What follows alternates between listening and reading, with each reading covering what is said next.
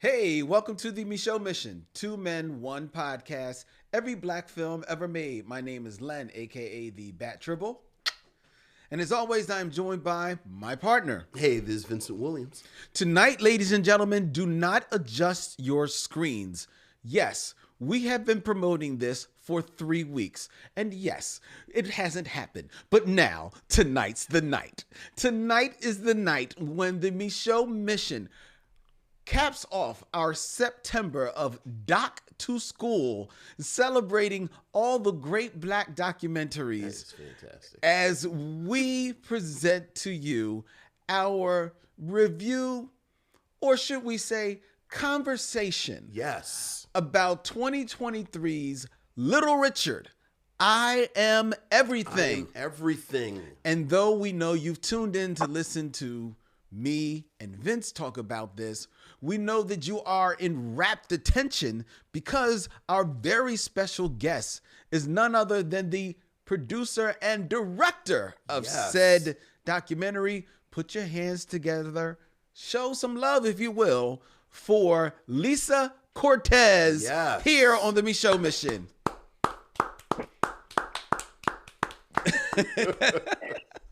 How are you, Lisa?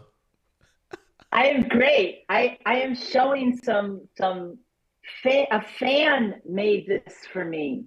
Really? That is awesome. Yeah. They're called Your Resting Stitch Face. Okay. Oh my God. Thank you so much, Lisa, for sitting in with us tonight as we talk about your documentary about Little Richard, I Am Everything. This has been 3 weeks in the making, but it's happening, and we are so excited to have you here. I am so excited. When I first met you guys in Philadelphia during Black Star, give it up for Black Star. Black Star Film. Black Star. That's right. Yeah, that's our people. I just was like, I love the range of the conversation that I had with you. I love that we can dip and dab with our history, particularly cinematic history. And I'm really excited when you said, yes, let's do this. So it's my great honor to be with Len and Vincent. Oh, well, we are honored to have you, and we are certainly going to dib and dab tonight with this documentary. Like Lynn's been joking about, but I have been chomping at the bit to talk to you about so much in this documentary. So, okay, well, I don't want you to chomp on your partner there, so let's get rolling. Oh, thank you. Because she knows Vincent very well, because he will. We were chomping a bit before we started.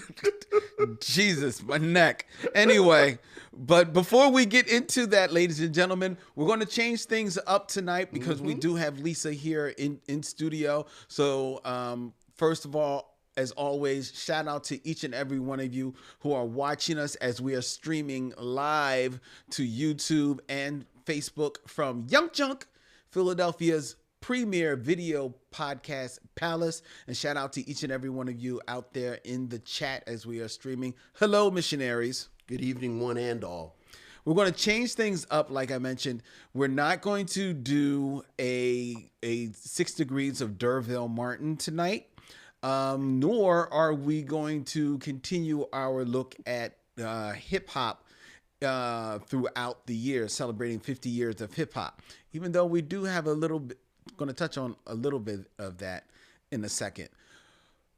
But instead, because I'm telling you, y'all just do not know, Vincent has notes like this high. He is ready to get into multiple conversations with Lisa. So what we're going to do is going to share a couple of emails with you, and then we're going to jump right into our conversation. All right.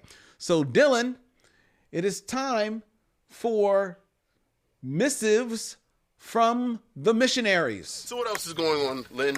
We have emails, Vincent. Ooh, missives from the missionaries. Ooh. Ooh. Ooh, missives from the missionaries. All right, Vincent, here is our first email. All right, what we got?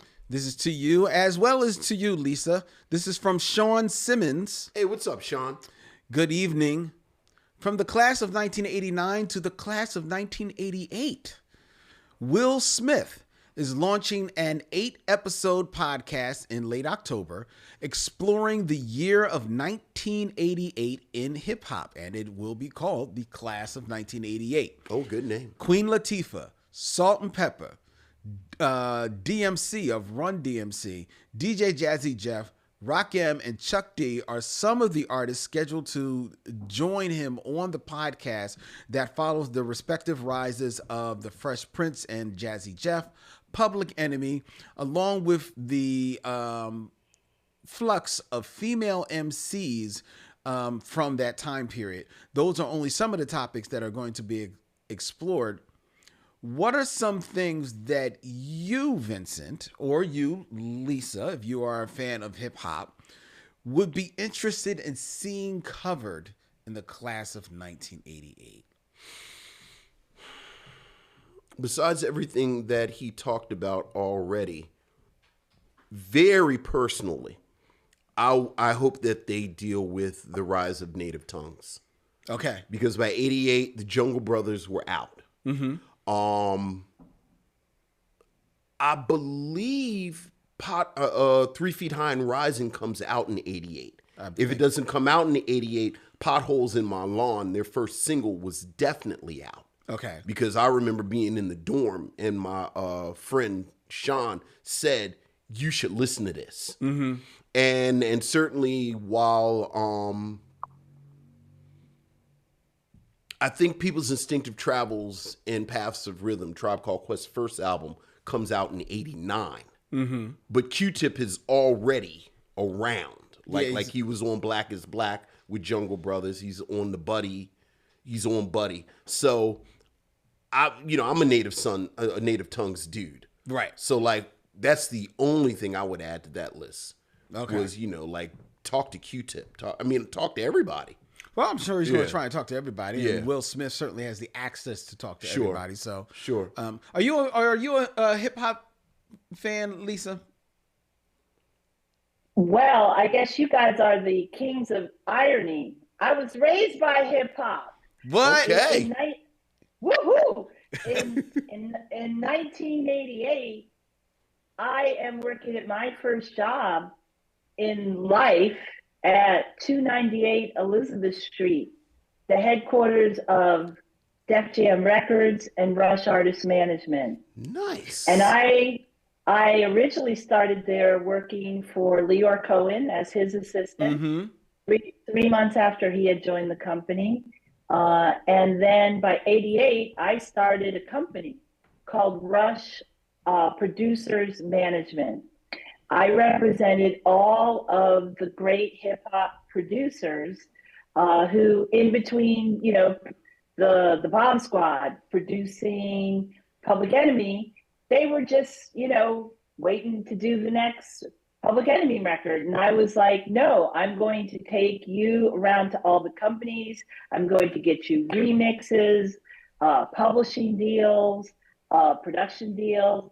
And maybe in 88, I'd have to check, the Bomb Squad could have been producing Ice Cube's first solo record. Yes, you're probably right around that time. Yeah. It feels, Mm-hmm. and so I was knee deep in working with these artists for a short time.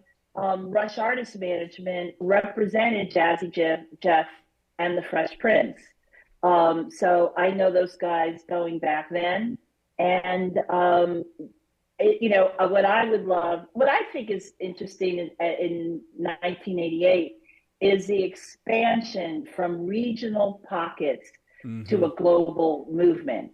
That we could go and tour with these artists in Europe, and the fans there could recite the lyrics backwards. That's how much, they had absorbed the music and the culture. Sometimes the fashion was a little off, they were trying hard, but, it was before the Carl Kanai, et cetera, spreading to around the world.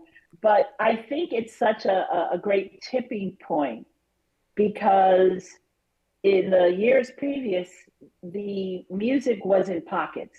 There was a college DJ in Maine who played the music at 2 in the morning. There was an exotic car salesman in Houston who also promoted shows. There were these different people that at both the label and the management company we worked with. And I think in '88, we are seeing what happened with the Adidas deal that Run DMC did. Because that's when all these companies start to begin to realize the money that is there. And the money is not limited to one community, but they also realize that their kids are listening to these records and want to emulate these artists. So in '88, it's a time of expansion. I call it the great transition and the really upswing in the commercialization of the music and the culture. Yeah, I'm so happy that you pointed out Run DMC's deal with Adidas, because I think people get lost in, like, okay, yeah, they had the aesthetic with the sweatsuits. No, Adidas had a whole line for them, man. Like they had the different sweatshirts, like almost like these, like, and they were beautifully embroidered sweatshirts and sweaters. And I know because I had every one of them. And they had the sneaks, which had the cityscape on the side of them. Yeah. And Adidas really partnered with Run DMC, building them out there. And I don't think people recognize what a turning point that deal was. Right. Yeah. So I'm really excited you pointed that out. Yeah. Maybe Will Smith should talk to you. He should. Give him my number. Well, I was going to say, we'll get on that. We'll get on that. No. I mean, I think what is important and what I'm enjoying what you said is that he's talking to women, because oftentimes when the story of hip hop is told, the women's voices are kind of sidelined. And as we know from the beginning, in '73 when Kool Herc threw the party, played at the party. His sister, Cindy Campbell, she threw the party. I was about to say, right, her party. The foundation of hip hop is about men and women working together to further our voices and also to have a commercial benefit from what we do.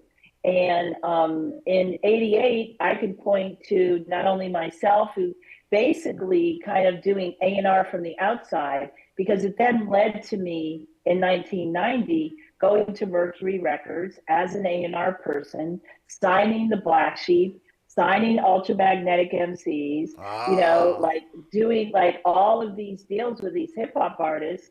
But there's also Sophia Chang, there's Faith Newman, there's Ann Carly, there's Carmen Ashers. I mean, I could go on and on and on.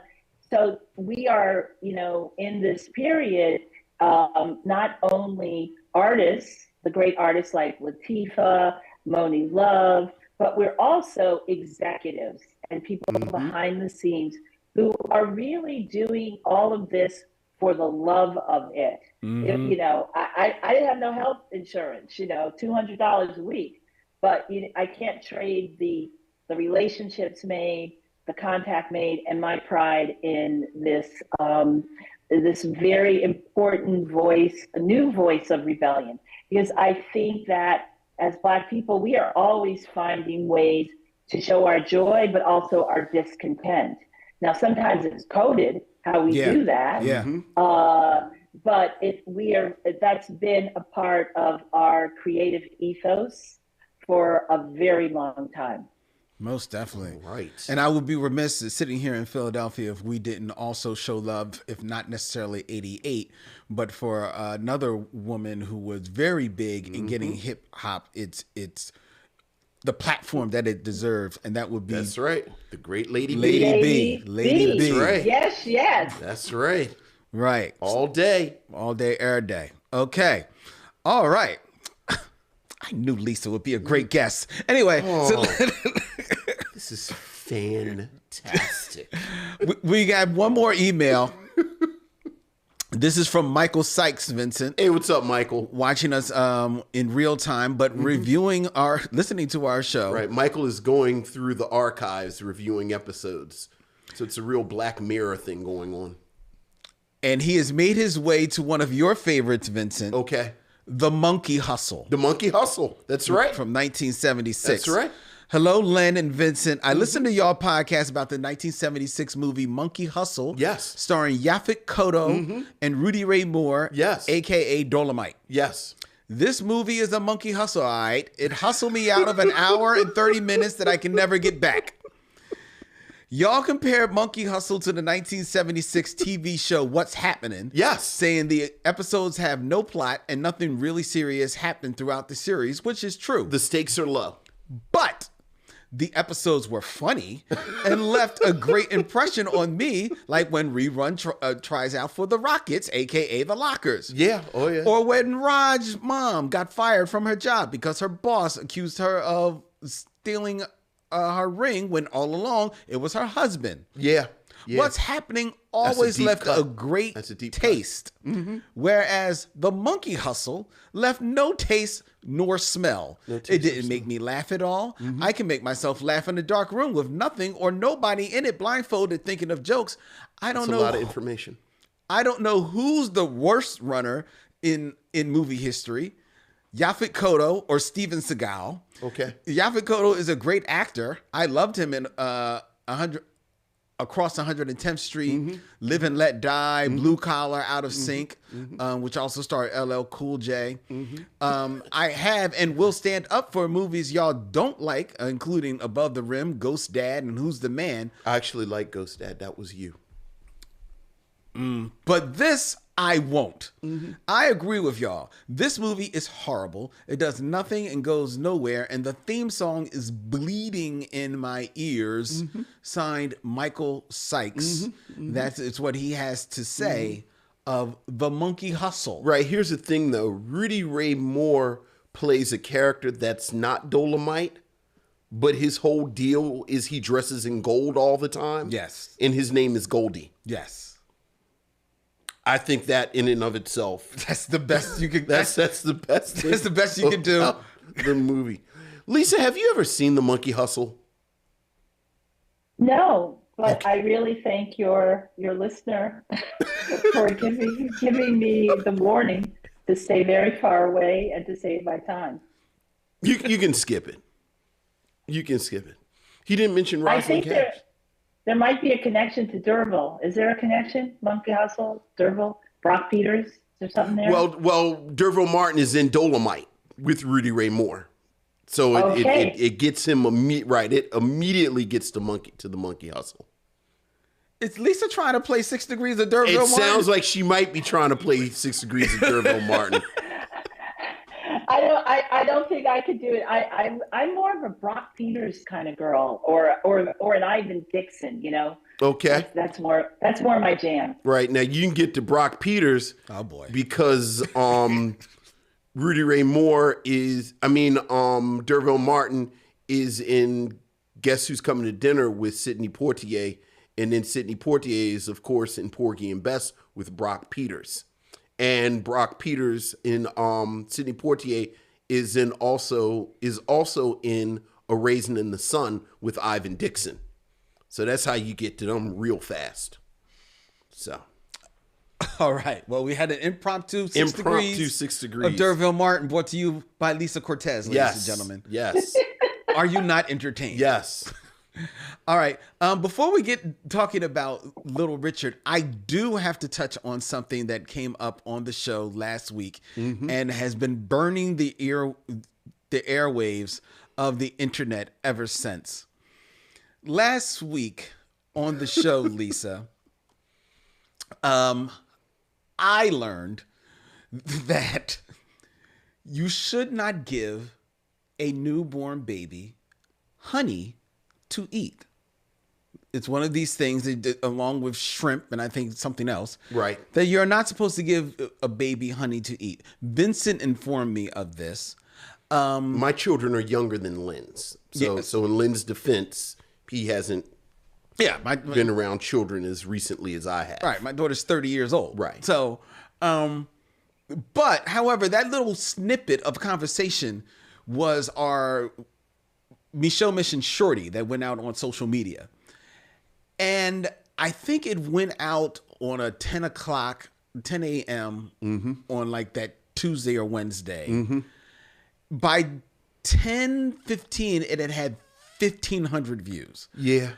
And more than enough comments saying, well, first of all, people telling me that yes, you can't give honey to a baby because of the bacteria. Right, botulism. Botulism. Yeah. Then also, men, why don't y'all just look it up on Google? Right. Then they were coming at your neck because even though you know that you're not supposed to give honey to a baby, yes, you couldn't explain why you couldn't give honey to a baby. Why do I need to explain why? The pediatrician says don't give the baby honey. You don't get a baby honey. Like what? Like, is this a hill? Apparently, to fight about? The people were fighting. Like, I want to get a baby honey. Why do you want to get a baby honey? And I'm saying a pediatrician told me, my cousin is a neonatal nurse. She's a baby nurse. She yelled at me about this. Really? About me not knowing about the botulism and not knowing exactly why. And she yelled at me about that. She's yelled at me, don't even get me started about grapes. Grapes? Oh, you got to cut grapes in half. For the baby. For children surprisingly old, you're supposed to cut grapes in half because they can get stuck. That depends on the size of the grape. You know what? Don't play with grapes. That depends on the size. Look at Lisa's face. She like, honey, she's killed babies. And batteries. You got to lock up the batteries. Well, okay. Because the kid is swallowed. And my cousin has horrible stories. Like terrible stories that she tells. And then at the end, I say like, but the baby got better, right? And then it's just quiet in the room. What the hell is happening here? I'm saying. So no, I don't ask no questions. I think this PSA. Yes. I think this PSA is very important. Yes. Batteries, honey, and grapes. Right, you got to cut grapes in half. For a surprising, my joke is I'm going to cut my son's grapes in half until he gets married. And then his wife's going to do it. He's going to expect his wife to do it. Right. We should probably think about that. Yeah. In my country.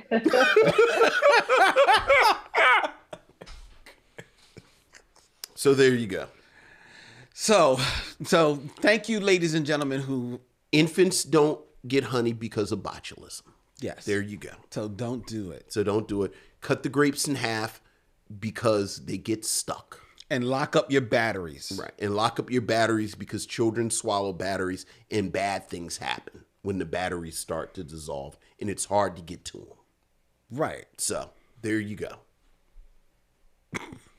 Wow. What a setup for me. How you like that, Lisa? How you like that?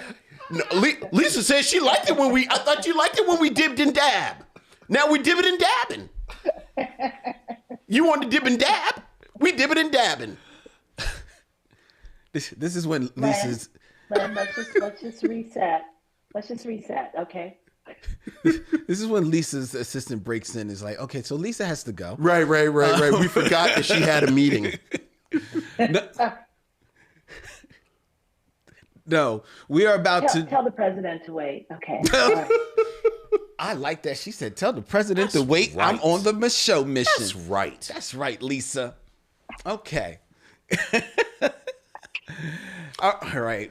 Let's get into it. Let's go. Little Richard, I Am Everything. I will pull up... which I had right there. It is. Boom. Okay. Boom.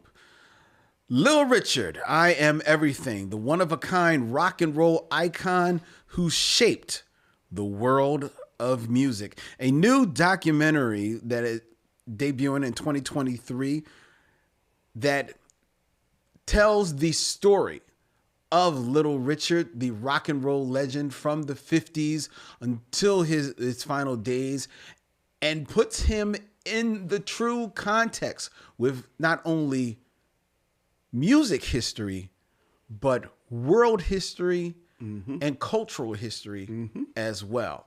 And joining us tonight, ladies and gentlemen, to talk about this monumental documentary as we close out September's Doc to School look at Black documentaries, it is none other than the producer and director of that film, LISA Cortez. Lisa, I'm going to start with my question, and then I'm going to let Vince go at it. Again, thank you for joining us. How is it that you came to wanting to create or document the life of Little Richard in this way?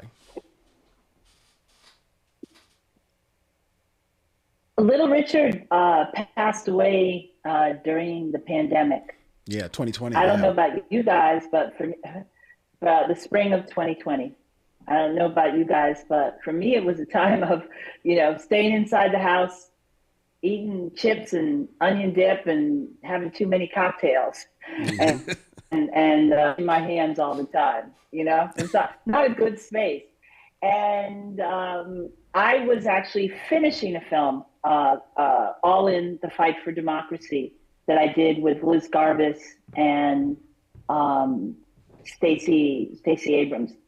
And we were just moving ahead to get that film done, to get it out before the election. But I would take some downtime, and I was looking at social media, and I see all these people talking about what Little Richard meant to them. Mm-hmm. And it's, from Bob Dylan to Dave Grohl, Elton John. And I was like, oh, let me find a doc. I want to learn, learn more, what lies beyond Tutti Frutti. And I discovered that there wasn't anything. And the more I spent time looking at his story and when he comes on the scene and how he kind of broke so many musical and cultural norms, as a filmmaker, I realized that there was nothing little about Little Richard, and that talking and exploring his journey allowed me to not only look at music history, systemic racism, what it means to be transgressive, and the ripple effect of what he started and what we see now in so many artists, but are unaware that they are carrying Richard's DNA.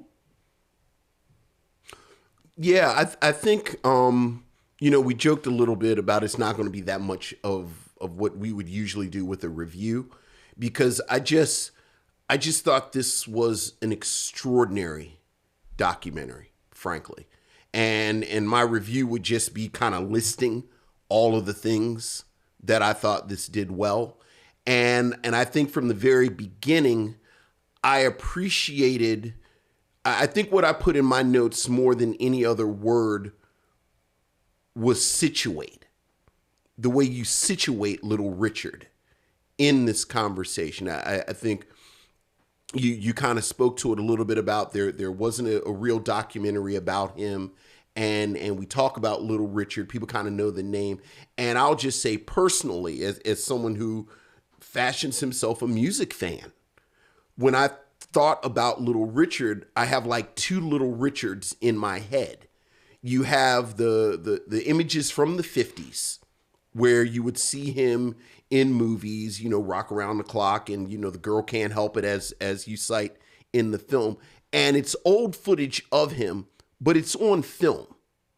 And then you have the Little Richard of, frankly, my childhood, where he's an older man, and I think he's almost, you almost kind of dismiss him as campy. Like, you like the music, you appreciate the music, you acknowledge the music, but you know, it's like it's Little Richard doing the Little Richard stuff on Arsenio Hall and stuff.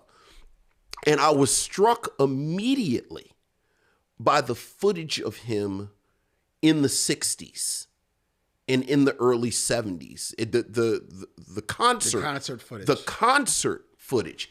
And he's so vital, and he's so strong, and he's so, frankly, sexual. And there's the perspiration, and you know, his hair is kind of out of, because he's performing. And it struck me just how transgressive he was from the first moments of the documentary. And you know, we were joking either last week or the week before last about like Andy Williams, you know, joking about white people in the 50s getting kind of upset about these, and you know, we all kind of roll our eyes. But the footage showed like he actually was, by definition, transgressive. Like, this is a little dangerous. Like, this is actually doing what this art is supposed to do. And I guess, you know, my question, obviously it was deliberate, but how did you, like how did you come to, basically, this is how we're going to start this thing? Well, in making a documentary, I think the beginning of your film is something that you actually have multiple beginnings. And then after you have fleshed out the entire film, you come back and you tweak your beginning a lot. Mm-hmm. So we knew the basics, that in the beginning, we wanted to have our cold open and set up our thesis. But I think it was through spending time with the interviews that were then done and the archival footage that we were able to tweak the beginning to not only illustrate how unique and different he was, but how special as a mentor he was to everyone from the Beatles to the Rolling Stones, Billy Preston, Jimi Hendrix, James Brown, and that you then realize that this man who had been on talk shows telling people to shut up, telling people, you know, oh, where's my Grammy? That there is actually something, there's a churn of anger. Mm-hmm. There is a legitimate desire to be recognized. There's a need to be compensated. And so that all of this is underneath that campy figure that you talked about seeing on TV, and it's justified. You know, I think one of the great breakthroughs, I was talking to the editors, Nev and Jake, about the beginning in the very early days. And I said, you know, I think he is otherworldly. It's almost like he's arrived from another place. He is bringing this energy and magic. And then we talked about, well, how do we show that? How do we illustrate that? And that's how we set up the film at the beginning with this explosion. Mm-hmm. And then it gets really quiet. And then we see the cosmos and everything goes away. Because we're establishing that he is like the big bang of rock and roll. And then there is nothing that follows him for some time. But we set up this motif of the particles. Yeah. The particles that he is activating on Earth. And at certain moments in his life, they really start to grow and become more energized as he is kind of connecting, you know, with body and spirit, and this mission to deliver the gospel, because that's what he's delivering. Mm-hmm. He is delivering the gospel of rock and roll. He is giving you church. He is engaging in call and response. I think some of what he is doing is akin to speaking in tongues. Mm-hmm. But it is performative. It is musical. And certainly it is laced with a lot of sexual innuendo. that you would not find delivered by your neighborhood minister. No, most certainly, most certainly. I'm curious because the one thing that hit me, there's a few things that hit me in regards to the documentary, and I love the documentary every bit as much as Vincent did. But the one thing that hit me was how open he was, or at least seemed to have been, about his sexuality throughout his life. It wasn't a matter of just once he became, quote unquote, Little Richard and developed this persona. He was already engaging in developing personas all along, from doing performing in drag at one time early on in his career to but even before that, he was already playing around with like makeup and his hair. And I actually found it very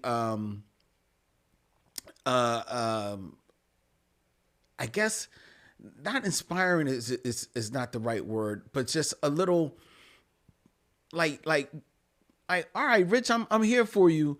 That he seemed to immediately embrace who he was sexually as a gay man right from at a very young age, to the detriment in regards to his relationship with his family, though. And that's what seems to come across in that documentary. Did you find that to actually be the case? A great source material for the documentary and framing principle is Richard's words. We, at the beginning of the project, did a very big sweep to make certain that we could find his voice to narrate the telling of his story. I completely believe in the importance of giving agency to your subjects. Yeah. And from the beginning, Richard tells you, he wanted to take his mother's curtains down and wear them as a dress, which of course made me think about the famous Carol Burnett skit where she's mocking, Gone with the Wind, and she's wearing with the curtain rods. And I was like, oh, I wonder how Richard styled his curtains. But Richard tells us, hey, from an early age, this is what I was drawn to, but I'm equally drawn to the church. Mm-hmm.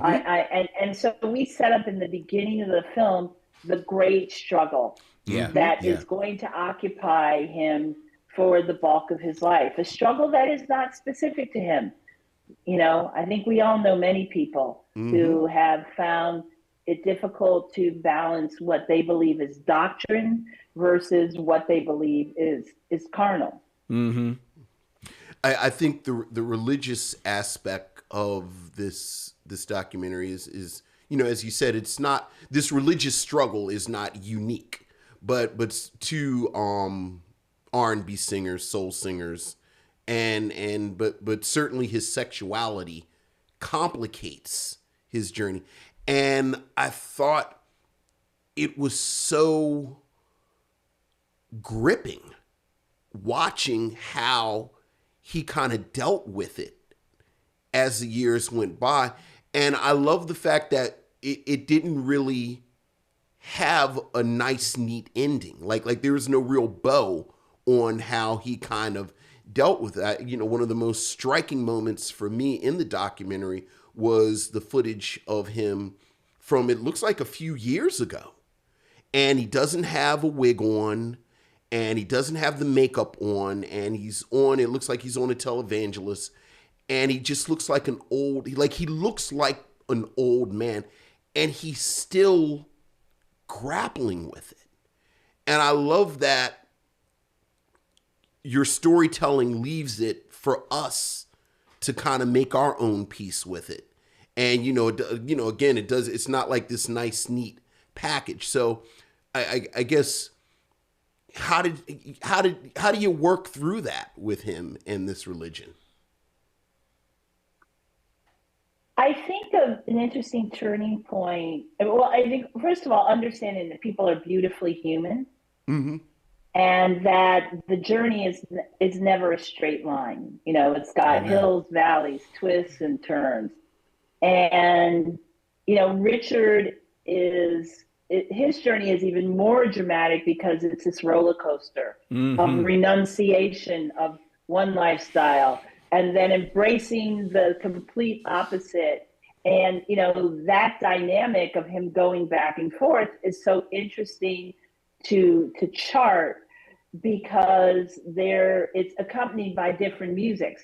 Yeah. So you know, he leaves and in the late 50s, and he does this the King of Gospel Singers record, which is so beautiful. But then he swings to the other side and goes to England and jumps off of balconies and turns people out, including you know these seminal rock bands like the Beatles and the Rolling Stones.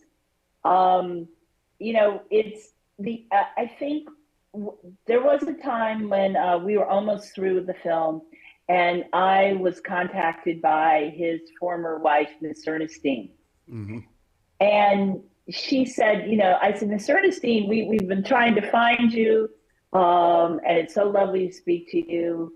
But at that point, we were literally finishing the film. We had no money to go and interview her. And she said, I don't want to be on camera, but there are some things that were important to Richard that I want to have the opportunity to say. So that's why we hear her voice in the film. And she's there at 2 points. One, to talk about their marriage and what they shared. Yeah. But she also, we hear her at the end of the film to share that, like, at the end of the day, he loved God, but he loved everybody. Yeah. And I think that sometimes we do not recognize what it was like for someone born in the 1930s versus kind of the privilege that we were born into. Mm-hmm. Because so much progress has been made on many different levels. Mostly we know the story of the sacrifices made with the civil rights movement. But I would like to argue that there's also a sacrifice that Richard made of living his life out loud at times, presenting certain ways of how to be in the world with makeup and a more, you know, feminine slant for a man. Mm-hmm. And to really and to blur the gender lines, because I think it goes bigger than male female, but it's like, let's blur the lines. And there is something to be said about that braveness, about that revolutionary act, and what it means for freedom for everybody, and loving people. Maybe not having the vocabulary, and I don't mean vocabulary in words, but the emotional vocabulary to encompass this recognition of all of the selves that you encompass, but just showing it. Mm-hmm. And by the mere act of doing that, I think he gave permission for so many other people who were not musicians, but were people who were looking for other ways of gender identity. Mm-hmm. Yeah, most definitely. Yeah.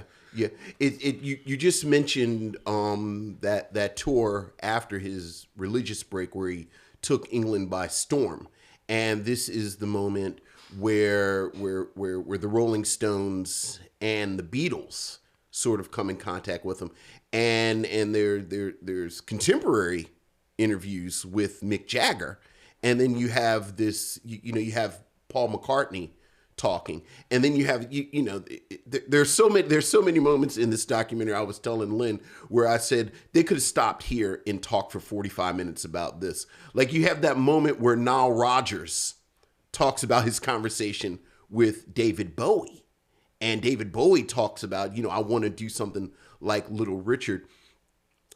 And I love the contrast of these three iconic rock stars being so transparent about what Little Richard meant to them, with the reticence and the outright, pardon the pun, whitewashing that American rock and roll did with him. So that you kind of had these dual narratives of these people. And I did say, I wonder how their Englishness informs them being more open to saying, oh yeah, we're just straight copying Richard.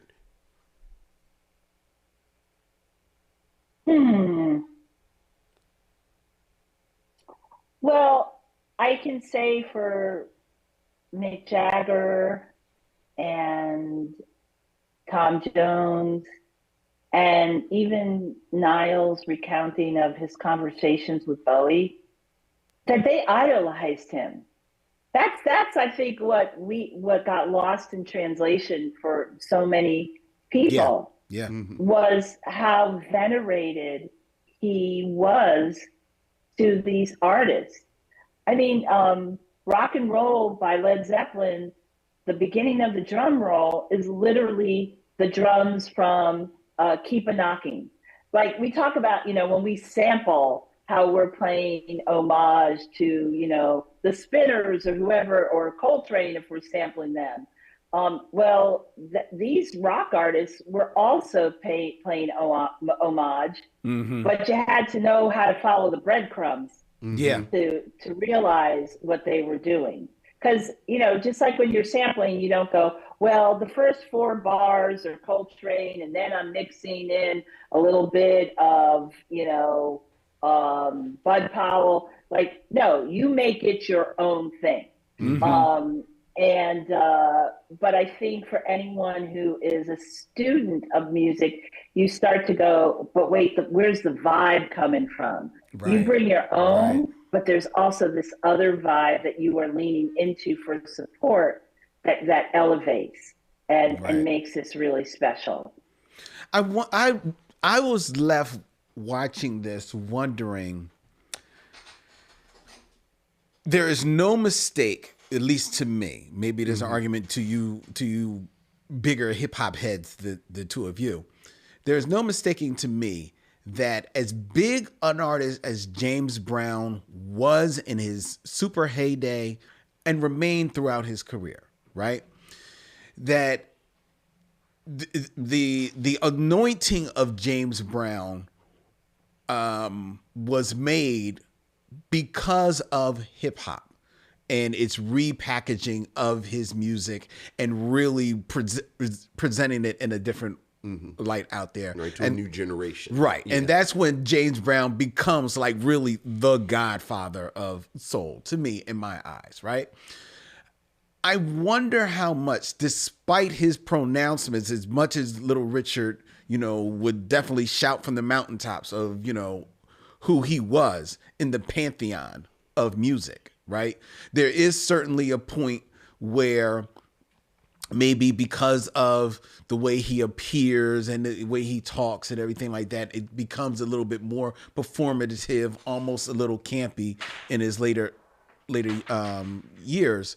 But I wonder how much of it is because his true heyday musically is the 50s, which is music that is not sampled as much outside of maybe rockers who maybe will steal a lick or a drum lick, and it kind of like gets more hidden in the mix than a straight sample. Because that music is not sampled, he doesn't have the benefit of that resurgence, that recontextualizing that James Brown and then other artists in the 60s and then 70s had. Because I'm also reminded about Minnie Riperton and how much Q-Tip is celebrated for bringing her memory back. Sure. So I'm wondering if that also is kind of like is the reason why he wasn't as celebrated, because it wasn't just the world that wasn't celebrating him like that. To be fair, at least as far as I can tell, we weren't really celebrating him for the accomplishments that he had either musically. I think it's a really good point. I thought it's also someone like Brenda Russell, who has been sampled so much. people, as they say, fame is fleeting. And, he had his moment. And in speaking with Ramon Hervey, who was his His man, publicist, yeah. and actually manager, excuse me, he was really trying to to put more wind in his sails. But Richard, was also not his best advocate at times. Yes. And I think Richard, what I understand is that when in trying to manage him, he wanted to do things the old school way, not understanding how the business had changed, and that it's hard to move from the Paleolithic period to the Mesozoic era. You got different skills from one era to the other.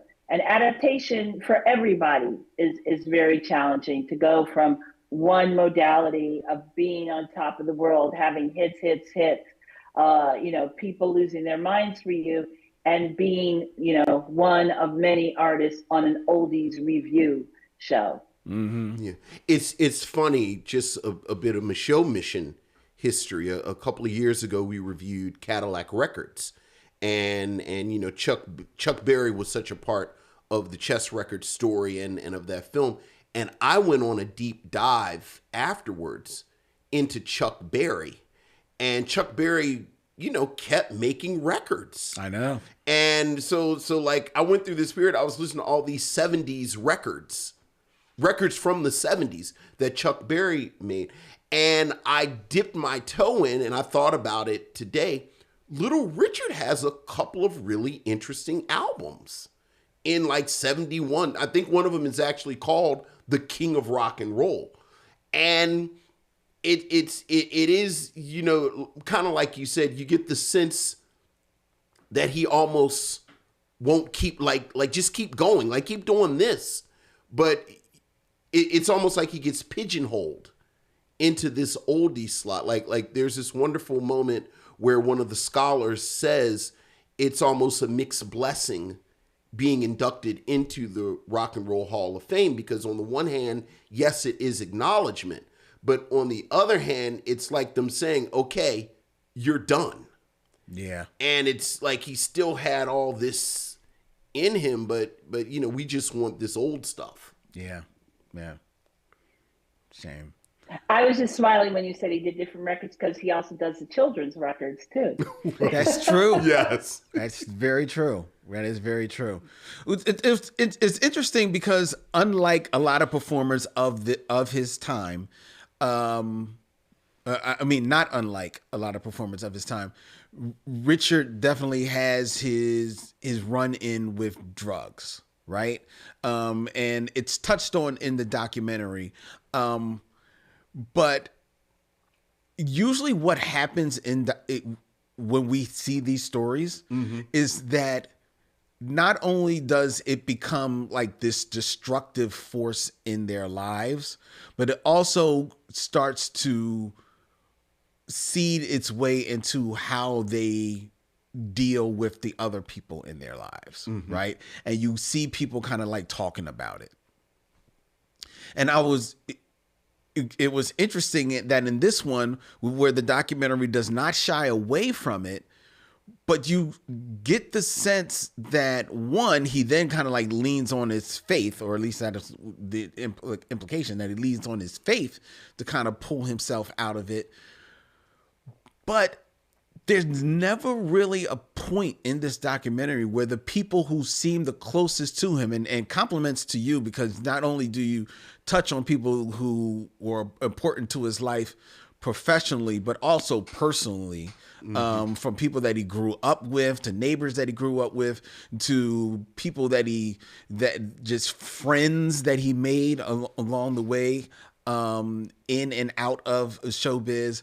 But none of them have like that moment where the worm turned, right, with Little Richard. He was always trying to present the best that he could of himself to them. Right. At least that's the way that it came off to me. And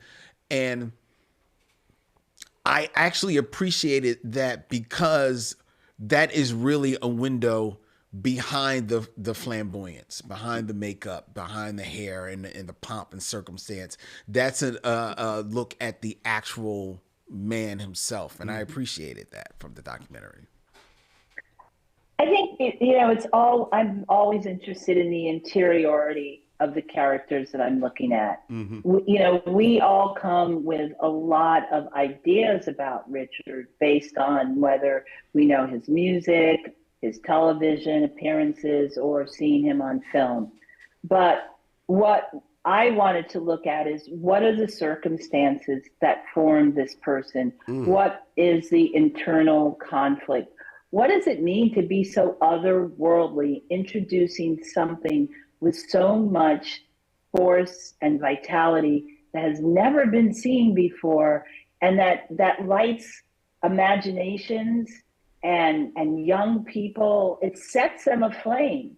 Like, that is a lot to carry. And I think that what we see in the film is, yes, the great performances, the funny appearances, but we also hear his ruminations on where he is on his life journey at different times, and the questions that he is trying to balance. And that's when the friends and family are very helpful in telling the story, and also our scholars. Some of them knew Richard, some of them didn't, but they are all Black people. Some of them are queer. And I think that they are bringing their learned experience with their school training to help us as a viewer understand in 2023 what it was like in 1955 to be stepping out into the world so so loudly, so unapologetically unique, because we sometimes forget the slow road of progress, but because we live in a time where we certainly have more freedoms than our parents or grandparents, and really Richard is, I think, from the generation of our parents, who we know from growing up told us to be leery of so many things based on the racism and terror that they experienced. So, there's been a little bit of a mind wash for us and the younger people who follow us to not understand how rigid things were, how dangerous. Yet at the same time, this is what I love about America. Like, when it comes to this gender nonconformity, Richard's not the first.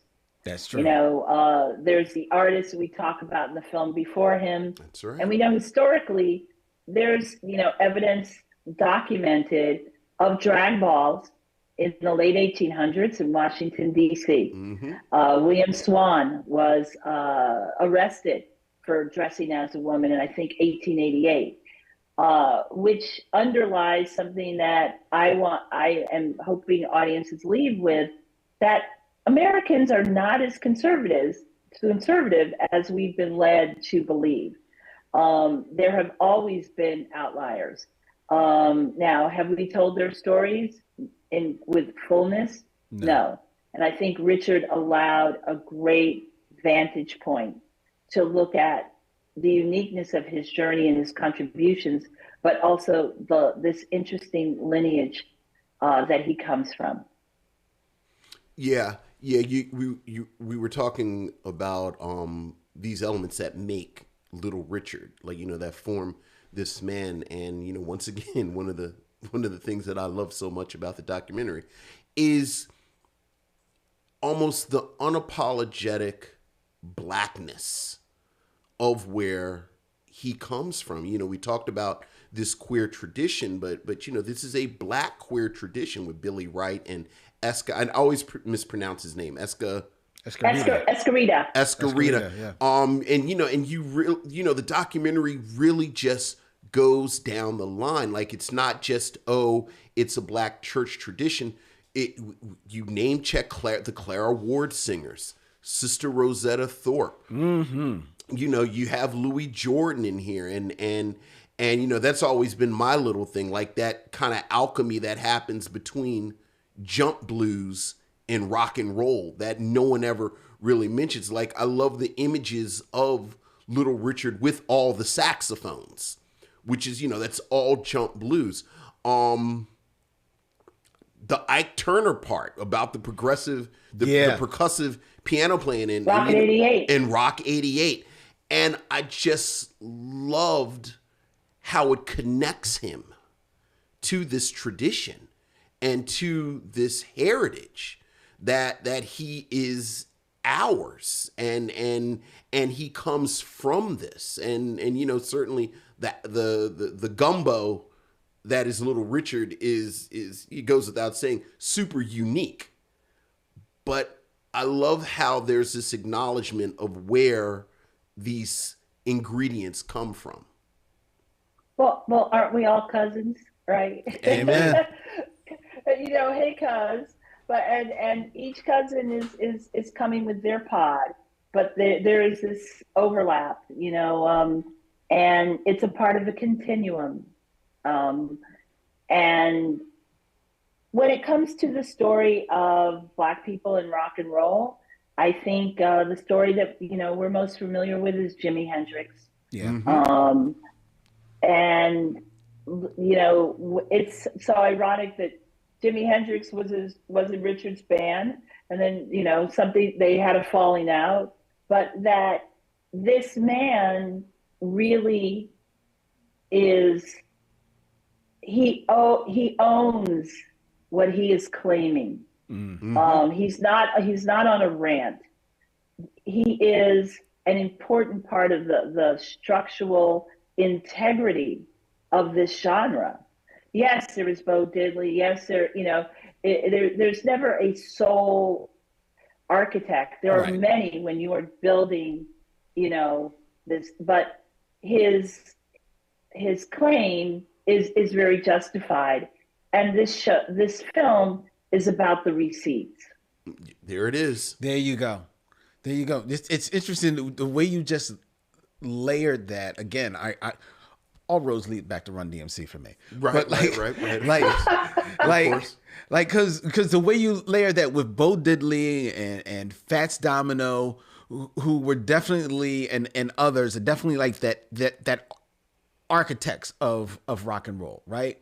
But then with Little Richard, who takes a little bit of everything, right, of everything that comes before him, and then mixes it with his own style, what he's bringing to it. And then from there, that is kind of like that final building block from which everything else springs forth. Because you talk about how, you know, from Little Richard, like from the beginning of the documentary, what feels like found footage of him in concert, like, and Vincent, you're talking about how virile and strong he looks in this. If you squint your eyes, you swear you're looking at Prince, but it's Little Richard. And can I just say, as a style thing, I'm gonna speak as a spades player. I love how you held the big joker of Prince until the very end. Like Lynn said, it's clearly Prince. And like the whole documentary, it's like, oh, and he, you know, and he inspired all these people, and you're waiting for Prince to show up. Mm-hmm. Because clearly there's a straight line, but it's like looking for that big joker. Like you're playing who's got the joker, and then when you hit it at the end, where it's just that beautiful montage of all of these singers. I have to say in full disclosure, I always was I didn't really like all that architect talk, because it seemed to me like this was trying to sidestep a straight challenge to Elvis as the king. Like, oh, I'm the architect. But damn if this documentary doesn't make the case for it. Like, he built it. Like, and that montage at the end where you just keep seeing image after image after image after image of singer and entertainer, and you're like, damn, that's just Little Richard. Yep. It's just Little Richard again. Like, he really was the architect. Yeah. Yeah. Yeah. When you look at the schematics of a building, they slice it in half, and you got your lower basement, your lobby, level 2, blah, blah, blah. You cannot deny with how this film lays out his story adjacent to that of the growth of rock and roll, that on the ground floor is Richard. Thank you. And he's put his hands in the wet cement. I would say in the maybe the basement belongs to Sister Rosetta and Escarita, but definitely the ground floor where you enter, where your entry point, you look down and you will see his hands there, his impression, his touch, and it's a touch that is not a light one. It is so deep, it is so visceral, it is so moving, it is so rebellious, it is so spiritual. It is holding so much because he did. And he really showed the breadth of his reach through his music. Yes, he did. Yes, he did. Wait, am I dropping the mic now? I feel like that's my mic drop. That's your mic drop. Look. That's your mic drop. Look. That you did it. You did it. You killed it. You killed it. Ladies and gentlemen, look. The question is, would we recommend Little Richard, I Am Everything? Look. Not only would we recommend it, we're going to do something that we never do. It is on Hulu. It is on Apple. I believe you can get to it on Prime. I think Hulu, you can get to it if you had a Rich People Hulu without the commercials. Right. Is that where you watched it? You got the Rich People Hulu? Yes. Yeah. yeah. This is a definitive statement on a definitive icon. Yeah, absolutely. It is a great documentary. Learn the story of Little Richard, and we're going to have Lisa back on just to talk about the craft of making a documentary, because the way she kind of like talks about how she like intersperse, like explosions and particles and overlays them on the image, and then she talks about Little Richard is like this rocket ship, and you see this meteorite flying to Earth. I mean, like, it is fantastic imagery in this documentary. And then she brings in contemporary singers to play out actual moments from his career. Goodness. I'm like, yo, we can just like her assistant is sort of like screaming at us like she gotta go to the bathroom. Like, no, we gotta let Lisa go.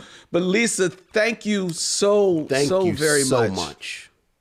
Thank you. I could talk with you all forever. I look forward to returning. And also the film can be found on CNN On Demand. Okay, CNN On Demand. It's available there now. And in November, it will move to Max, which will be the final home to find the film. Perfect. Thank you for your good works. Keep the honey, the batteries. And the grapes, the full grapes, away from your children. Keep it away now. And Lisa, we'll have to have you back on, and next time we'll just let you select your a black movie of your own choice, and we'll just sit here and review it. Yes. Okay? Okay. It's going to be fun. I think it's between The Wiz and Black Orpheus. Ooh. Sounds like Black Orpheus is the winner. Okay. Thank you so much. And thank you to everybody who's tuned in. And continue to subscribe to their Micheaux mission, because you're going to have great people, conversations. You're going to learn a lot. And you guys are such a value add to the world. So thank you. Oh, thank you thank so you. much. Thank you. Yes. All right, we'll let you go. Take care. Yes. Good night. Bye-bye. Good night. Good night. That was great. That was Thank great. you guys so much, really. That was. You're welcome, Molly. Yes. Molly making herself known here on the show, ladies and gentlemen. Look, I said, we could got some wings. What? Come on. For all day. Mm-hmm. All right, but ladies and gentlemen, before we tell you what is going to be happening next month here on the Micheaux Mission, I invite you to please send your feedback. Let us hear it. Bring it on. Email us at themicheauxmission@gmail.com. That's MICHEAUXMISSION@gmail.com. Like and follow the Micheaux Mission on all the social media of your choice, whether it be Instagram, whether it be Facebook, whether it be Twitter. You can find us at Micheaux Mission. You can also follow us on YouTube, where you can like and subscribe and hit the bell so you can be notified when we put up new videos, new shorties. I saw Dylan making time marks over there like crazy. I think we may have a record number of shorties coming out of this interview. All right. So definitely check us out. The Micheaux Mission streams every Tuesday night live here from Young Junk, Philadelphia's premier video podcast palace. Go to the videocontentfactory.com and check out how you can book your time in one of the fabulous studios that they have here in the palace, but not this one because this is ours. It is branded as so. All right. And the Micheaux Mission is also a proud member of The Podglomerate, thepodglomerate.com. They make podcasts work. All right. Next week is October. Yes, sir. And that means it is Bootober. As we do a month-long look at black horror movies, ladies and gentlemen. Did you all have a host in Philly? Did you all have like a host? Dr. Shock. Dr. Shock. Yes. He was on when you were a kid? Yes. Like, when did he go off the air, do you think? Probably actually maybe I may have been around 15, 16 when he went So off. this is like Fairly in the 80s. And yeah, 70s, 80s. Dr. Shock. Yeah. We had The Count. The Count. We had The Count on one channel, and then we had Ghost Host on the other station. Ghost Host. He was actually disembodied. It was just a voice. So it was just a voice. It was just a voice, Ghost Host. But then The Count was a personality on the station. Okay. During the week, and then he actually dressed up like Count Dracula. Oh, well, Dr. Shock, he more or less, he wasn't like a vampire, but he just looked like a mad scientist. Yeah. But he had like kind of like a tuxedo on, so it wasn't really if I remember, or maybe a suit. But yeah, we had Dr. Shock on Channel 17. I miss the host. I do too. I miss the host. And there's some of them that are still out there. Yeah. Because I think there's somebody, I can't remember the name, so I don't misname them, on Me TV. Yeah, there is. Yeah, and it's kind of for our younger missionaries. Back in the day, when you didn't have a VCR, you didn't have a DVD player, you couldn't stream things. Genre films were shown usually on the weekend. Yep, like in Saturday afternoon, or at night. Yes, because it was Saturday night in Baltimore, and there would be a host, and he would dress up and kind of host it, and it was part of the whole experience. Yeah, he'd be like in some kind of like haunted house. Right. So when Lynn did the voice just now, you actually reminded me of Ghost Host. Oh, should we come dressed as hosts for Bootober? Yeah. No. Yeah, I did think so. Yeah, you know. I know you're not. I know you just. Yeah. Maybe I will. Hey man, do you?